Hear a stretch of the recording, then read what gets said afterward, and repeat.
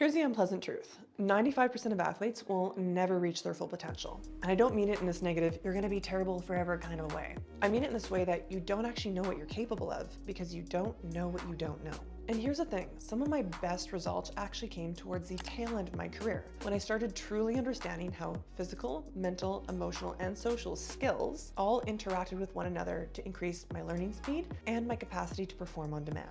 But before we dive into how I connected the dots and why a lot of athletes aren't getting access to this information and why they need it, let me introduce myself. My name is Liz Gleadle and I'm a 3-time Canadian Olympian, 12-time national champion, and the Canadian record holder at 64.83 meters.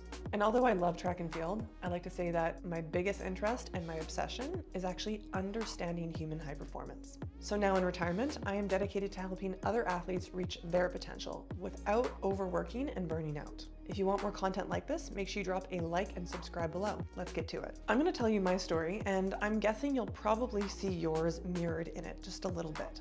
Because I think, like most athletes, I originally thought that the only way I'd be successful was if I outworked everybody else. To be fair, that is how I made my first Olympics. I put school on pause, packed up my bags, I moved from Vancouver to Lethbridge, and I trained 10 times a week between Monday and Friday. It was grueling, and I had to overcome some incredible odds, but I broke the Canadian record and made the Olympic final.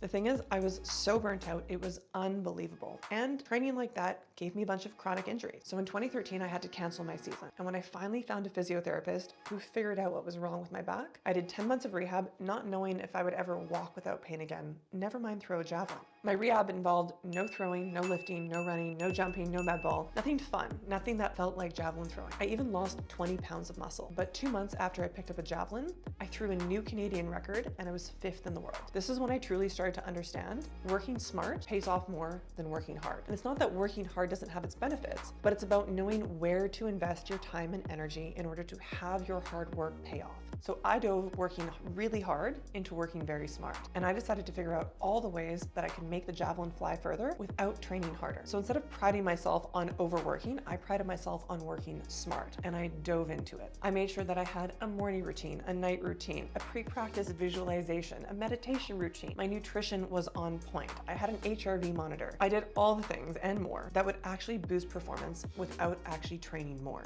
But the thing was, I was strangling it. And time again, performance would just slip through my fingers. In 2016, I had a freak accident and I had a spinal cord injury that stopped me from performing at my best at the Rio Olympics. I was disappointed, so I doubled back down. And 5 years later, I was disappointed again in Tokyo. I'd done everything right. I was the perfect athlete. I had micromanaged everything, and I felt like I deserved to win, and I felt like I deserved to perform well. But then, after an amazing warm-up outside of the stadium, on my first throw, I tripped because I was focusing on my hand and not my whole body. My second throw, I mistook someone else's mark for my own because they were both green, and it messed up my runway, and I had an okay throw, but not enough to qualify for the final. And then the third round was 25 minutes after the second, and I was cooled down. So I didn't have a great throw, and then all of a sudden, these 5 years that I'd reinvested felt like a waste. It was this brutal lesson of realizing that the universe doesn't owe you anything, and that you can try and control everything, but realistically, the only thing that you can control is your response or your reaction to what happens. I realized I'd sacrificed a lot of things for track and field, mainly having fun and enjoying myself in a big way. So I deemed the year 2022 the year of fun. And I said, I'm gonna train a little less intensely, I'm gonna travel a lot more, I'm gonna drink the beer, I'm gonna eat the food, I'm gonna go on the adventure. And that year, I had my highest finish ever at World Championships. But not only that, I realized just how much focusing on enjoyment and fun can boost your performance. I'd gone to Finland because their national sport is javelin, and I thought I have to go here before I retire from track and field. And at this track meet, I was very sick, very underslept. I had had a foot injury 6 weeks earlier and could only run sideways, so I could only do half a runway. And it was pouring rain and quite cold, but I threw the exact same distance to the centimeter as the year before, because I was so thrilled just to be in Finland and to feel like I had an opportunity to experience this. And this was the moment where I truly realized that our emotional state has a huge impact on how we perform and how we move. Even when everything else seems to be going bad, it counts for quite a bit. There's a really high return on investment for feeling emotionally well and for feeling joy. But I thought, well, you can't quantify fun, so you can't really work it into a training program. But once I retired, I decided to write a book on high performance habits because they are helpful, and understanding diet, understanding mental state, understanding sleep are really important to an athlete's performance. But as I sat there and I contemplated how all of these things interacted and what the minimum effective dose was, how athletes could actually implement these strategies into their life in a way that was sustainable and useful, I had an epiphany about how we can actually train emotions in a really sustainable and easy way that massively affects performance. It's embodied in this very simple concept. Happy people walk differently than sad people. Happy people have a skip in their step, if you will. Their shoulders are back, they're loose, they have this nice swagger perhaps. And sad people drag their feet. That means that there is a different coordination pattern for different emotional states. There's different postures, there's different coordination patterns. That means your muscles are firing in a different way, which means that some coordination patterns are more efficient or more powerful than others because the muscles are working together in synchrony to produce more power. Total is greater than the sum of its parts. And I'd realized something. I had been training in so much tension and frustration and stress and deservingness that I had learned to throw javelin relative to those emotional states. And I'd never accessed my true coordination and my true power because I had been trapped in these emotional states that I'd never learned that I could train by simply being aware that they do impact our coordination. This epiphany inspired me to come out of retirement and try and make one more Olympics. The reason why I think most people ignore emotions in their training is because we think of training emotions as solving for problems instead of using emotions as tools to enhance our training. A lot of the time, whenever I did mental training as an athlete or I talked to sports psychs, it was about solving for problems. And that doesn't really sound very fun. It's kind of like when you're doing rehab, you're fixing a problem to bring yourself back to normal, versus training is about taking yourself from normal to superhuman.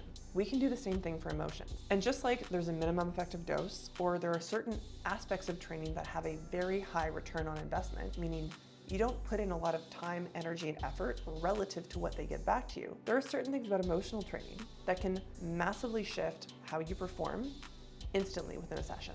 And when you consider how you can incorporate these things into your training, they are the easiest to do because it's really about getting an aha moment and the fact that you can't unsee the idea that emotions affect the way you move. Like happy people walk differently than sad people. Javelin is kind of the perfect sport to prove this point in. It is about doing one movement to perfection in a standardized environment with standardized equipment by yourself without the impact of working with or against another person. It's perfect to see how things change. And I had been throwing as a very frustrated javelin thrower for many years. And this adds up in small ways. You can do all the posture corrections you want, but if your emotional state and your mental state is pulling your nervous system into a state of tension and stress, it's gonna change the way you move. To prove this, if I'm trying to throw and my posture is that of a frustrated person, even if it's just a little, the difference between this versus someone who is grateful, happy to throw, enjoying feeling their body, and this is totally different. You can see my hand behind my head now. And if you practice your throws every single day with a consistently frustrated demeanor, then that's how your technique is going to be learned. What I love about this is that training emotions takes very little time, and it's mainly about figuring out what emotional state do I want to be in that would help me perform at my best and learn at my best. And once we learn what the most effective return on investment emotions are, then it can massively change our technique, massively change our speed of learning, and change our performance. And in my opinion, the only reason why athletes don't focus more on training their emotions is because they don't understand the feedback loop of how emotions affect the way we think, how emotions affect the way we move, and how the body-mind connection can be enhanced when we tap into the power of emotions that help us. If you found this video helpful, please drop a like and a comment below. And if you want my free course that goes even more into depth in these topics, you can hit that link in the description below as well. See you soon.